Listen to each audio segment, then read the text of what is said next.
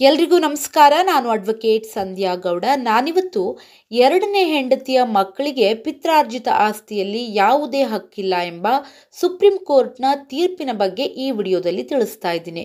Video ನೋಡೋದಕ್ಕೂ ಮೊದಲು subscribe ಮಾಡಿಕೊಂಡು ವಿಡಿಯೋನ ನೋಡಿ. ನನ್ನ ಹೊಸ ವಿಡಿಯೋಸ್ ಬಂದಾಗ ನೋಟಿಫಿಕೇಶನ್ ಬರುತ್ತೆ. ಈ ವಿಷಯದ ಕುರಿತಾಗಿ ಇನ್ನೂ ಹೆಚ್ಚಿನ ಮಾಹಿತಿಗಾಗಿ ಅಂದರೆ ಫರ್ದರ್ ಕ್ಲಾರಿಫಿಕೇಷನ್ ಇದ್ದಲ್ಲಿ ಅಥವಾ ಕಾನೂನು ಸಲಹೆಗಾಗಿ ಕಾಲ್ ಮಾಡಬಹುದು. ಬಟ್ ಕನ್ಸಲ್ಟೇಷನ್ ಫೀಸ್ ಇರುತ್ತೆ ಅಂತ ಹೇಳ್ತಾ ವಿಷಯನ ಸ್ಟಾರ್ಟ್ ಮಾಡ್ತಾ ಇದ್ದೀನಿ.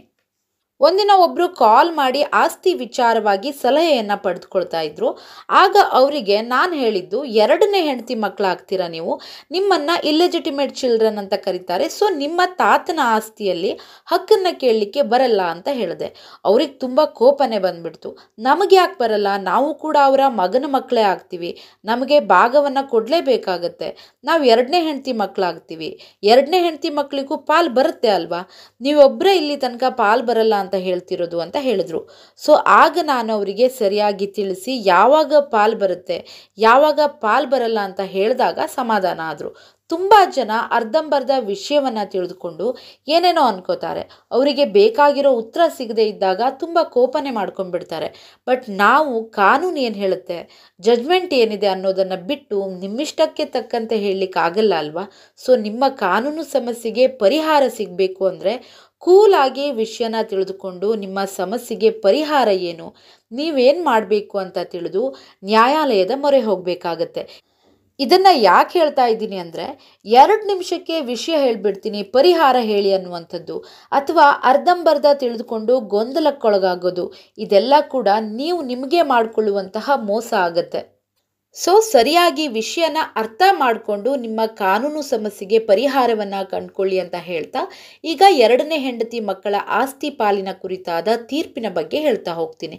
ಇದು 2023ರ ತೀರ್ಪಾಗಿರುತ್ತೆ. ಹಿಂದೂಗಳು ಕಾನೂನಿನ ವಿರುದ್ಧವಾಗಿ ಮದುವೆಯನ್ನ ಆಗಿರ್ತಾರೆ, ಅಂದರೆ ಇಲ್ಲೀಗಲ್ ಆಗಿ ಮದುವೆಯನ್ನ ಆಗಿರ್ತಾರೆ.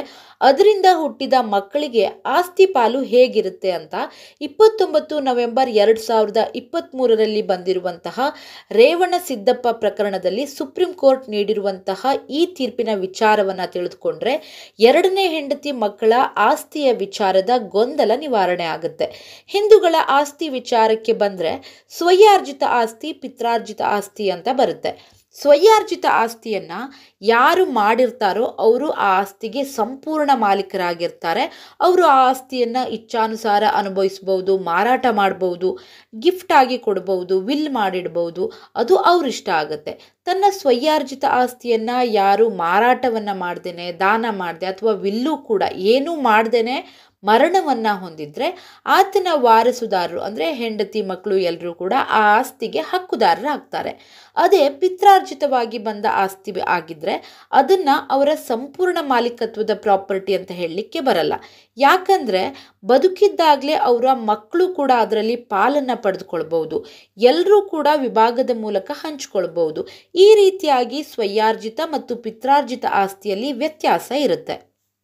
ನಮ್ಮ ಹಿಂದೂ ಕಾನೂನಿನ ಪ್ರಕಾರ ಮೊದಲನೇ ಹೆಂಡತಿ ಬದುಕಿದ್ದಾಗ ಎರಡನೇ ಮದುವೆ ಆಗುವಂಥದ್ದು ಕಾನೂನು ಬಾಹಿರ, ಅಂದರೆ ಅದೊಂದು ಅಸಿಂಧು ಮದುವೆ ಅಂತ ಆಗುತ್ತೆ. ವ್ಯಾಲಿಡ್ ಮ್ಯಾರೇಜ್ ಅಂತ ಅನಿಸ್ಕೊಳ್ಳೋದಿಲ್ಲ.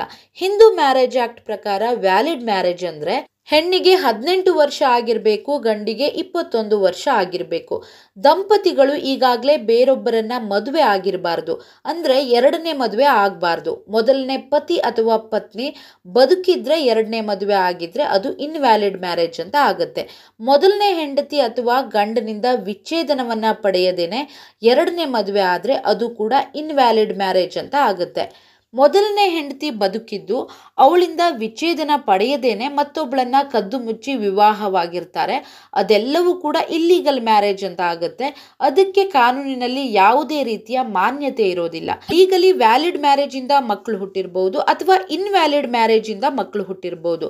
ಬಟ್ ಆ ಮಕ್ಕಳ ಆಸ್ತಿ ವಿಚಾರವಾಗಿ ಹೇಗೆಲ್ಲ ಪಾಲು ಹಂಚಿಕೆಯಾಗುತ್ತೆ ಅಂದರೆ ಈ ಸುಪ್ರೀಂ ಕೋರ್ಟ್ ಜಡ್ಜ್ಮೆಂಟ್ ಇಂದ ನಿಮ್ಗೆ ಉತ್ತರ ಸಿಗುತ್ತೆ. ಈ ತೀರ್ಪಿನಲ್ಲಿ ಹಿಂದೂ ಉತ್ತರಾಧಿಕಾರ ಕಾಯ್ದೆ ಮತ್ತು ಹಿಂದೂ ಮ್ಯಾರೇಜ್ ಆಕ್ಟ್ ಎರಡನ್ನ ಒಟ್ಟಾಗಿ ಸೇರಿಸಿಕೊಂಡು ಮದುವೆ ಮತ್ತು ಮಕ್ಕಳ ಆಸ್ತಿಯ ಕುರಿತು ಸಮಗ್ರವಾಗಿ ಪರಿಶೀಲಿಸಿ ಚರ್ಚಿಸಿ ತೀರ್ಪನ್ನು ಕೊಟ್ಟಿದೆ. ಆ ತೀರ್ಪಿನಲ್ಲಿ ತುಂಬ ವಿಷಯಗಳನ್ನು ಹೇಳಲಾಗಿದೆ. ಅದರಲ್ಲಿ ಒಂದು ಸ್ಮಾಲ್ ಪೋರ್ಷನ್ ಮಾತ್ರ ಈ ವಿಡಿಯೋದಲ್ಲಿ ಹೇಳಿದ್ದೀನಿ ಅಷ್ಟೇ. ಹಿಂದೂ ಮ್ಯಾರೇಜ್ ಆ್ಯಕ್ಟ್ನ ಸೆಕ್ಷನ್ 16 ಸಬ್ ಕ್ಲಾಸ್ 1, ಸಬ್ ಕ್ಲಾಸ್ 2 ಅಸಿಂಧು ಮದುವೆಯ ಬಗ್ಗೆ ಮತ್ತು ಸಬ್ ಕ್ಲಾಸ್ 3 ಮದುವೆಯಿಂದ ಜನಿಸಿದ ಮಕ್ಕಳ ಕುರಿತು ಆಸ್ತಿ ವಿಚಾರದಲ್ಲಿ ಸುಪ್ರೀಂ ಕೋರ್ಟ್ ಹೇಳಿರುವಂಥದ್ದು. ಇನ್ವ್ಯಾಲಿಡ್ ಮ್ಯಾರೇಜಿಂದ ಹುಟ್ಟಿದ ಮಕ್ಕಳಿಗೆ ಅಂದರೆ ಇಲ್ಲಿಜಿಟಿಮೇಟ್ ಚಿಲ್ಡ್ರನ್ಸ್ ಇರ್ತಾರಲ್ಲ, ಅವರಿಗೆ ಪಿತ್ರಾರ್ಜಿತ ಆಸ್ತಿಯಲ್ಲಿ ಹಕ್ಕನ್ನು ಕೊಡಲಿಕ್ಕೆ ಬರೋದಿಲ್ಲ ಅಂತ ಹೇಳಿದೆ. ವ್ಯಾಲಿಡ್ ಮ್ಯಾರೇಜಿಂದ ಹುಟ್ಟಿದ ಮಕ್ಕಳಿಗೆ ತಂದೆಯ ಅವಧಿಯ ನಂತರ ಅವರ ಸ್ವಯಾರ್ಜಿತ ಆಸ್ತಿಯಲ್ಲೂ ಹಕ್ಕಿರುತ್ತೆ, ಪಿತ್ರಾರ್ಜಿತ ಆಸ್ತಿಯಲ್ಲೂ ಹಕ್ಕಿರುತ್ತೆ.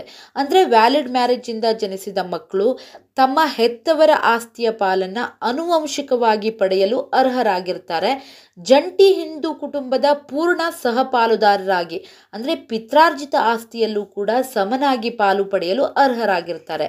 ಆದರೆ ಈ ಸುಪ್ರೀಂ ಕೋರ್ಟ್ ಜಜ್ಮೆಂಟ್ ಇದೆ ಅಲ್ವಾ, ರೇವಣ ಸಿದ್ದಪ್ಪ ವರ್ಸಸ್ ಮಲ್ಲಿಕಾರ್ಜುನ್ ಪ್ರಕರಣ, ಇದೊಂದು ಲ್ಯಾಂಡ್ ಮಾರ್ಕ್ ಜಜ್ಮೆಂಟು.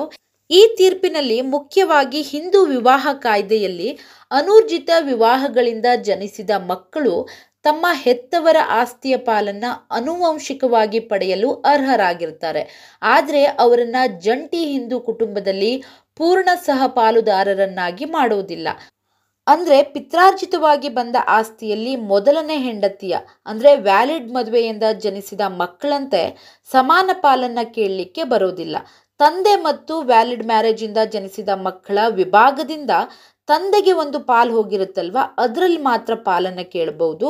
ಹಿಂದೂ ವಿವಾಹ ಕಾಯ್ದೆಯ ಸೆಕ್ಷನ್ 16ರ ಅಡಿಯಲ್ಲಿ ಅಮಾನ್ಯ ವಿವಾಹದಿಂದ ಜನಿಸಿದ ಮಕ್ಕಳನ್ನು ಕಾನೂನುಬದ್ಧಗೊಳಿಸಲು ನ್ಯಾಯಾಲಯ ವ್ಯಾಖ್ಯಾನಿಸಿದೆ.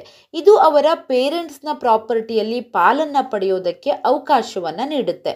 ಈ ಮಕ್ಕಳನ್ನು ಉತ್ತರಾಧಿಕಾರ ಉದ್ದೇಶಗಳಿಗಾಗಿ ಕಾನೂನುಬದ್ಧವೆಂದು ಪರಿಗಣಿಸಲಾಗಿದ್ರೂ ಸಹ ಜಂಟಿ ಹಿಂದೂ ಕುಟುಂಬದೊಳಗೆ ಪೂರ್ಣ ಸಹಪಾಲುದಾರ ಸ್ಥಾನವನ್ನು ಪಡೆಯೋದಿಲ್ಲ. ಅಂದರೆ ಅವರ ಉತ್ತರಾಧಿಕಾರ ಹಕ್ಕು ಆಸ್ತಿಯ ಅವರ ತಂದೆ ತಾಯಿ ಪಾಲಿಗೆ ಮಾತ್ರ ಸೀಮಿತವಾಗಿದೆ. ಪಿತ್ರಾರ್ಜಿತ ಆಸ್ತಿಯಲ್ಲಿ ಸಮಪಾಲು ಕೇಳೋದಕ್ಕೆ ಬರೋದಿಲ್ಲ. ನಿಮಗೆ ಈ ವಿಷಯ ಸರಿಯಾಗಿ ಅರ್ಥ ಆಗಿಲ್ಲ ಅಂದರೆ ಉದಾಹರಣೆ ಸಮೇತ ಹೇಳ್ತೀನಿ. ಒಬ್ಬ ವ್ಯಕ್ತಿಗೆ ಮೊದಲನೇ ಮದುವೆಯಿಂದ 2 ಮಕ್ಕಳು ಜನಿಸಿರ್ತಾರೆ. ಮೊದಲನೇ ಹೆಂಡತಿ ಬದುಕಿದ್ದಾಗಲೇ 2ನೇ ಮದುವೆಯನ್ನು ಆಗಿರ್ತಾನೆ.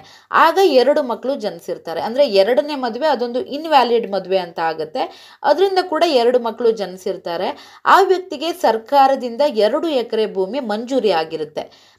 ಪಿತ್ರಾರ್ಜಿತವಾಗಿ ಅವನಿಗೆ ಬರುವಂಥದ್ದು 2 ಎಕರೆ ಇರುತ್ತೆ. ಇನ್ನೂ ಸಹ ಆತನ ಹೆಸರಿಗೆ ಬಂದಿರೋದಿಲ್ಲ. ಆದರೆ ಆತ ಆ 2 ಎಕರೆ ಪಾಲಿಗೆ ಹಕ್ಕುದಾರನಾಗಿರ್ತಾನೆ. ಅವನು ತನ್ನ ಪಾಲನ್ನು ಪಡೆಯೋದ್ರೊಳಗೇನೆ ಮರಣ ಹೊಂದ್ಬಿಡ್ತಾನೆ. ಆಗ 2ನೇ ಹೆಂಡತಿ ಮಕ್ಕಳು ಟೋಟಲ್ 4 ಎಕರೆಯಲ್ಲಿ ಅಂದರೆ ಅವನಿಗೆ ಸರ್ಕಾರದಿಂದ ಮಂಜೂರಿಯಾಗಿರುವಂತಹ 2 ಎಕರೆ ಮತ್ತು ಪಿತ್ರಾರ್ಜಿತವಾಗಿ ಬರಬೇಕಾಗಿರುವಂತಹ 2 ಎಕರೆ ಟೋಟಲ್ 4 ಎಕರೆಯಲ್ಲಿ ಪಾಲಿಗಾಗಿ ದಾವೆಯನ್ನು ಹಾಕ್ತಾರೆ.